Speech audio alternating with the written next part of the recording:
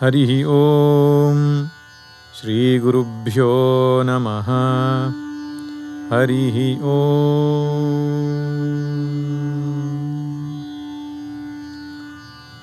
ಉಪನಿಷತ್ತಿನಲ್ಲಿ ಒಂದು ಮಾತು ಬರ್ತದೆ.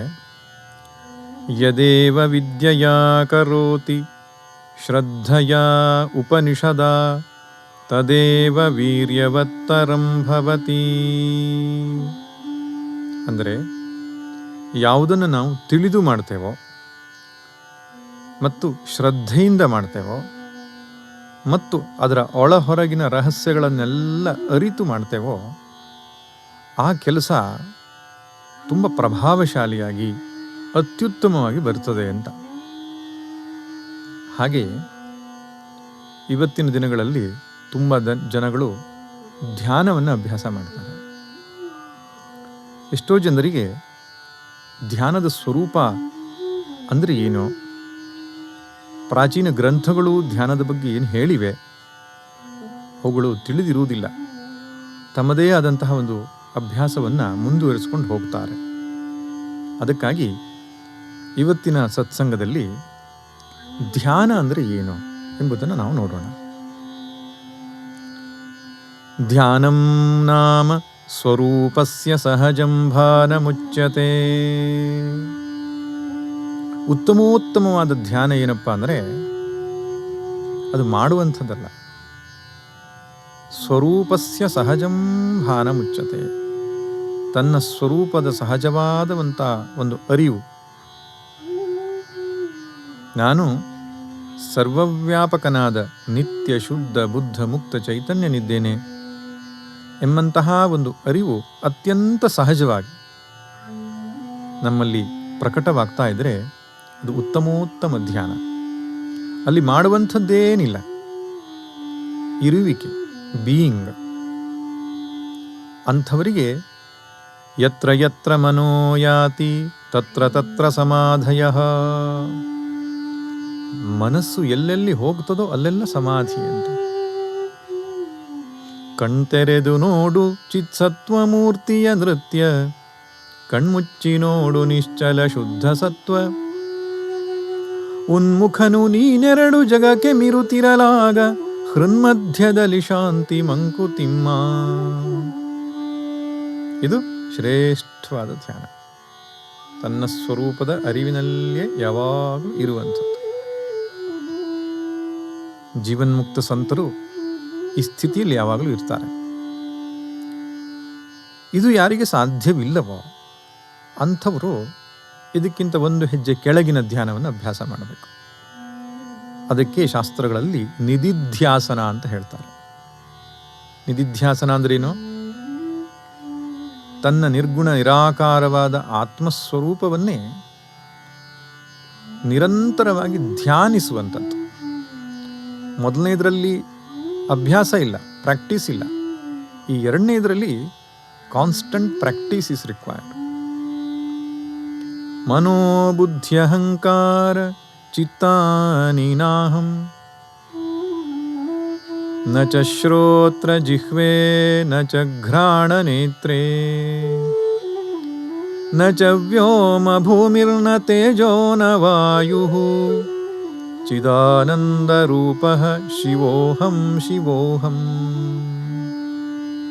ನಾನು ದೇಹವಲ್ಲ, ಮನಸ್ಸು ಅಲ್ಲ, ಬುದ್ಧಿಯಲ್ಲ, ರಾಗದ್ವೇಷಗಳು ನನಗಿಲ್ಲ, ಚಿದಾನಂದ ರೂಪವಾದ ಪರಬ್ರಹ್ಮ ವಸ್ತುವೇ ನಾನು ಅಂತ ಕಾನ್ಸ್ಟಂಟ್ ರಿಮೈಂಡಿಂಗ್ ಹಿಮ್ಸೆಲ್ಫ್. ಅಸಂಗೋಹಂ ಅಸಂಗೋಹಂ ಅಸಂಗೋಹಂ ಪುನಃ ಪುನಃ ಸಚ್ಚಿದಾನಂದರೂಪೋಹಂ ಅಹಮೇವಾಹಮವ್ಯಯಃ. ನಾನು ಸಚ್ಚಿದಾನಂದ ಬ್ರಹ್ಮವಸ್ತುವಿದ್ದೇನೆ ಅಂತ ತನ್ನ ಮನಸ್ಸಿಗೆ ಹೇಳಿಕೊಳ್ಳುವಂಥದ್ದು. ಇದಕ್ಕೆ ಹೆಸರು ನಿಧಿಧ್ಯಾಸನ ಅಥವಾ ನಿರ್ಗುಣ ಬ್ರಹ್ಮದ ಧ್ಯಾನ. ಭಗವದ್ಗೀತೆಯ 6ನೇ ಅಧ್ಯಾಯದಲ್ಲಿ ಚರ್ಚೆ ಮಾಡಿರ್ತಕ್ಕಂಥದ್ದು ಇದೇ ಧ್ಯಾನ. ಆತ್ಮಸಂಸ್ಥಂ ಮನಃ ಕೃತ್ವ ನ ಕಿಂಚಿದಪಿ ಚಿಂತೆಯೇ. ಮನಸ್ಸಲ್ಲಿ ಆತ್ಮನನ್ನು ನಿಲ್ಲಿಸಿಕೊಂಡು ಮನಸ್ಸನ್ನು ಆತ್ಮನಲ್ಲಿ ನಿಲ್ಲಿಸಿಕೊಂಡು ಇನ್ನೇನು ಯೋಚನೆ ಮಾಡಿಕೊಡುದು ಅಂತ ಹೇಳ್ತಾನೆ. ಆದರೆ ಇದು ಕೂಡ ಕೆಲವರಿಗೆ ಕಷ್ಟವಾಗ್ತದೆ. ನಿಧಿಧ್ಯಾಸನ ಮಾಡುವ ಮೊದಲು ಆತ್ಮ ಅಂದರೆ ಏನು, ಆತ್ಮನಿಗೂ ಬ್ರಹ್ಮನಿಗೂ ಇರತಕ್ಕಂತಹ ಸಂಬಂಧ, ಶ್ರವಣ ಮನನಗಳಿಂದ ಪಕ್ವನಾದವನಿಗೆ ಮಾತ್ರ ಈ ನಿಧಿಧ್ಯಾಸನ ಸಾಧ್ಯ.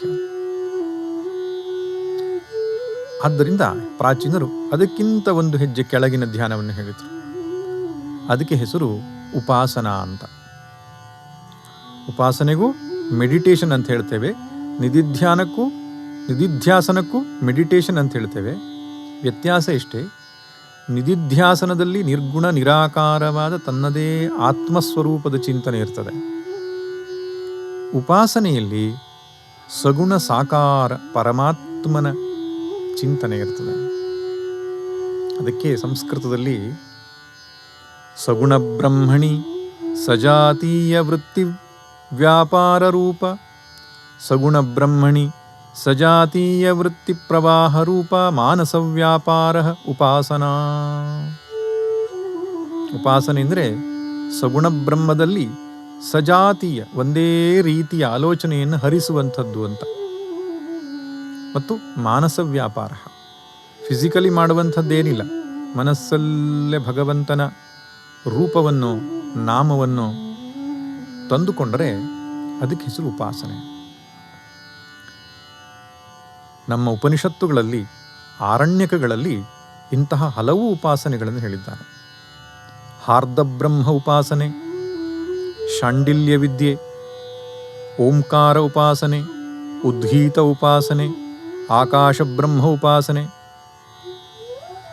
ನಿಜವಾಗಿ ನಿತ್ಯವೂ ನಾವು ಮಾಡುವ ಸಂಧ್ಯಾವಂದನೆಯಲ್ಲಿ ಈ ರೀತಿ ಉಪಾಸನೆಯನ್ನೇ ಹೇಳಿರತಕ್ಕಂಥದ್ದು. ಹಿರಣ್ಯ ಗರ್ಭ ಉಪಾಸನೆ, ಅಹಂಗ್ರಹೋಪಾಸನೆ ಅಂತ ಕೂಡ ಹೇಳ್ತಾರೆ. ಆ ಈಶ್ವರನಿಗೆ ರೂಪವಿಲ್ಲ, ಆದರೆ ಶ್ರೇಷ್ಠವಾದ ಸರ್ವ ಕಲ್ಯಾಣ ಗುಣಗಳಿರ್ತವೆ. ಅಂತಹ ಕಲ್ಯಾಣ ಗುಣಗಳಿರುವ ನಿರಾಕಾರನಾದ ಈಶ್ವರನನ್ನು ಧ್ಯಾನಿಸುವುದು, ಅಥವಾ ಸಗುಣ ಸಾಕಾರನಾಗಿರುವವನನ್ನು ಮನಸ್ಸಲ್ಲಿ ಧ್ಯಾನಿಸುವುದು. ಸಗುಣ ಸಾಕಾರ ಅಂದ್ರೇನು? ವಿಶ್ವರೂಪ ಉಪಾಸನೆ, ವಿರಾಟ್ ಉಪಾಸನೆ ಅಂತ ಹೇಳ್ತಾರೆ. ಸಕಲ ಸೃಷ್ಟಿಯ ರೂಪದಲ್ಲಿ ನಿಂತಿರುವವನು ಪರಮಾತ್ಮನೇ ಅಂತ ಧ್ಯಾನಿಸೋದು. ನಾವು ವಿಷ್ಣು ಸಹಸ್ರನಾಮದಲ್ಲಿ ನೋಡ್ತೇವಲ್ಲ, ಭೂಪಾದೋ ಯಸ್ಯ ನಾಭಿರ್ವಿಯದಸುರನಿಲಶ್ಚಂದ್ರ ಸೂರ್ಯೌ ಚ ನೇತ್ರೇ. ಸಕಲ ಸೃಷ್ಟಿಯೇ ವಿಷ್ಣು ಅಂತ ಧ್ಯಾನಿಸೋದು. ರುದ್ರ ಧ್ಯಾನದಲ್ಲಿಯೂ ಬರುತ್ತೆ, ಬ್ರಹ್ಮಾಂಡ ವ್ಯಾಪ್ತ ದೇಹ ಭಸಿತ ಹಿಮರುಚ ಭಾಸಮಾನ ಭುಜಂಗೈ. ಲಲಿತಾ ಸಹಸ್ರಾಮ ಧ್ಯಾನ ಶ್ಲೋಕದಲ್ಲೂ ಇದೇ ಬರೋದು. ಇಡೀ ಸೃಷ್ಟಿಯನ್ನೇ ಪರಮಾತ್ಮ ಅಂತ ಧ್ಯಾನ ಮಾಡುವುದು. ಇದಕ್ಕೆ ಸಗುಣ ಸಾಕಾರ ಧ್ಯಾನ ಅಂತ ಹೇಳ್ತಾರೆ. ಅದೇ ರೀತಿಯಾಗಿ ಭಗವಂತನ ಅವತಾರವಾದ ರಾಮನ ರೂಪವೋ, ಕೃಷ್ಣನ ರೂಪವೋ, ದೇವಿಯ ರೂಪವೋ, ಗಣಪತಿಯ ರೂಪವೋ ಧ್ಯಾನ ಮಾಡೋದಕ್ಕೆ ಹೆಸರು ಉಪಾಸನೆ.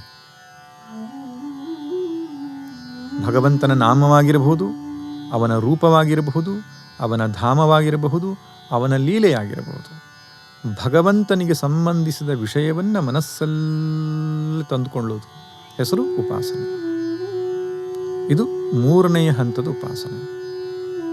ಇದಕ್ಕೂ ಒಂದಿಷ್ಟು ಪರಿಚಯ ಬೇಕು, ಶಾಸ್ತ್ರಗಳ ಗುರುಗಳ ಮಾರ್ಗದರ್ಶನ ಬೇಕು.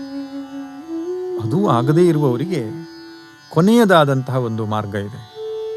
ಯಾವುದದು? ಅದನ್ನು 4 ವಿಭಾಗವಾಗಿ ಮಾಡಬಹುದು. ಮೊದಲನೆಯದು ಏಕಾಗ್ರತೆಯ ಅಭ್ಯಾಸ, ಎರಡನೆಯದು ಪ್ರಶಾಂತತೆಯ ಅಭ್ಯಾಸ, ಮೂರನೆಯದು ವೈಶಾಲ್ಯತೆಯ ಅಭ್ಯಾಸ, ನಾಲ್ಕನೆಯದು ಸಾದ್ಗುಣ್ಯದ ಅಭ್ಯಾಸ ಅಂತ. ಏಕಾಗ್ರತೆಯ ಅಭ್ಯಾಸ ಅಂದರೆ ಯಾವುದೋ ಒಂದು ಧ್ಯೇಯವನ್ನು ತೆಗೆದುಕೊಂಡು ಅದರ ಮೇಲೆ ಮನಸ್ಸನ್ನು ನಿಲ್ಲಿಸುವ ಪ್ರಯತ್ನ ಮಾಡೋದು. ಉದಾಹರಣೆಗೆ ಉಸಿರಾಟದ ಮೇಲೆ ಮನಸ್ಸನ್ನು ನಿಲ್ಲಿಸೋದು.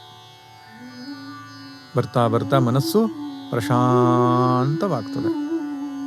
ಅಥವಾ ಶರೀರದ ಯಾವುದೋ ಚಕ್ರದ ಮೇಲೆ ಮನಸ್ಸನ್ನು ನಿಲ್ಲಿಸೋದು. ಇದಕ್ಕೆ ಏಕಾಗ್ರತೆಯ ಅಭ್ಯಾಸ ಅಂತ ಹೇಳ್ತಾರೆ. ಇನ್ನು ಪ್ರಶಾಂತತೆಯ ಅಭ್ಯಾಸ, ಯಾವುದೋ ಒಂದು ಪ್ರಶಾಂತವಾದ ವಸ್ತುವನ್ನು ಮನಸ್ಸಲ್ಲಿ ಕಲ್ಪಿಸಿಕೊಂಡು ಮನಸ್ಸನ್ನು ಕುಣಿಯುವ ಮನಸ್ಸನ್ನು ಶಾಂತವಾಗಿಸೋದು. ನಾಮಜಪ, ಭಗವಂತನ ಯಾವುದೋ ನಾಮವನ್ನು ತೆಗೆದುಕೊಂಡು ಕುಣಿಯುವ ಮನಸ್ಸನ್ನು ಪ್ರಶಾಂತ ಮಾಡೋದು. ಇದು ಸಾಧ್ಯ ಇದೆ ಎಲ್ಲರಿಗೂ ಕೂಡ. ಇನ್ನು ಮೂರನೇದು ವೈಶಾಲ್ಯತೆಯ ಅಭ್ಯಾಸ. ಸೃಷ್ಟಿಯಲ್ಲಿ ವಿಶಾಲವಾದ ಅನೇಕ ವಸ್ತುಗಳಿದೆ. ಆಕಾಶ ಇದೆ, ಸಮುದ್ರ ಇದೆ, ಪ್ರಕೃತಿ ಇದೆ. ಅದನ್ನೇ ಮನಸ್ಸಲ್ಲಿ ಕಲ್ಪಿಸಿಕೊಂಡು ಧ್ಯಾನಿಸುವಂಥದ್ದು. ಇನ್ನು ನಾಲ್ಕನೆಯದು ಸಾದ್ಗುಣ್ಯ. ಶಾಸ್ತ್ರಗಳಲ್ಲಿ ಅನೇಕ ಸದ್ಗುಣಗಳನ್ನು ಕೊಟ್ಟಿದ್ದಾರೆ. ಮರ್ಯಾದಾ ಪುರುಷೋತ್ತಮ ರಾಮನನು ಅಥವಾ ಭಗವದ್ಗೀತೆಯಲ್ಲಿ ಹೇಳಿರುವ ಅಮಾನಿತ್ವಾದಿ ಗುಣಗಳು. ಒಂದು ಗುಣವನ್ನು ತೆಗೆದುಕೊಂಡು ಅದನ್ನು ನಾನು ಹೇಗೆ ಅಭ್ಯಾಸ ಮಾಡಬೇಕು, ವ್ಯಾಲ್ಯೂ ಮೆಡಿಟೇಷನ್ ಅಂತ ಹೇಳ್ತಾರೆ. ಆ ರೀತಿಯಾಗಿ ಆದರೂ ಮಾಡಬಹುದು. ಒಟ್ಟಿನಲ್ಲಿ ಏಕಾಗ್ರತೆ ಮುಂತಾದ ಅಭ್ಯಾಸ ಇರಬಹುದು, ಅಥವಾ ಉಪಾಸನೆ ಇರಬಹುದು, ಅಥವಾ ನಿಧಿಧ್ಯಾಸನೆ ಇರಬಹುದು, ಅಥವಾ ಉತ್ತಮೋತ್ತಮವಾದ ಧ್ಯಾನವಾದ ಸಹಜ ಸ್ಥಿತಿ ಇರಬಹುದು. ಧ್ಯಾನ ಮಾಡಬೇಕು.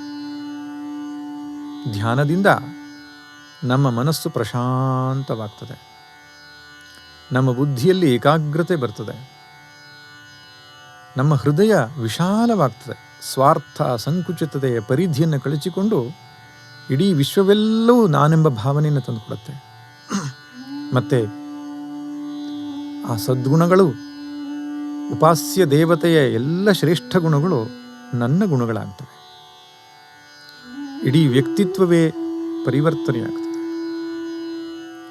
ಆದ್ದರಿಂದ DVG ಅವರು ತಮ್ಮ ಕಗ್ಗದಲ್ಲಿ ಧ್ಯಾನದ ಬಗ್ಗೆ ಒಂದು ಮಾತನ್ನು ಹೇಳ್ತಾರೆ.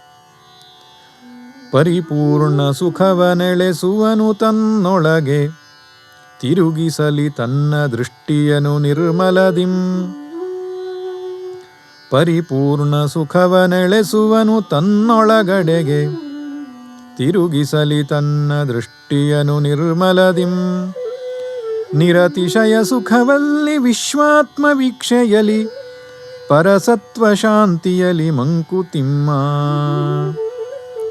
ಭ್ರಾಂತಿಯೋ ಸಂಪೂರ್ಣ ಸುಖದಾಶೆ ಬಾಹ್ಯದಲ್ಲಿ, ಸಾಂತಲೋಕದ ಸೌಖ್ಯ ಖಂಡ ಖಂಡವದು.